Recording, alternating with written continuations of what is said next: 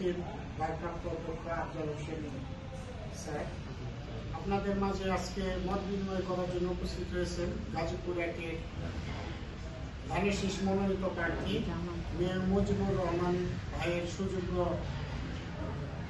সহধর্মিনী আমাদের মুন্নি ভাবি, সেই সাথে উপস্থিত আছেন ছোট ভাই নাহিদ এবং উপস্থিত শিক্ষক মন্ডলী, সকলের প্রতি সালাম, আসসালামু আলাইকুম। আমি শুধু আপনাদের উদ্দেশ্যে এইটুকুই বলবো, কথা বলবেন আমাদের ভাবি, তো বলবো যে নির্বাচনের ক্ষেত্রে আমি বিশ্বাস করি শিক্ষক মন্ডলীদের একটা ব্যাপক ভূমিকা আছে নিরপেক্ষতার জন্য।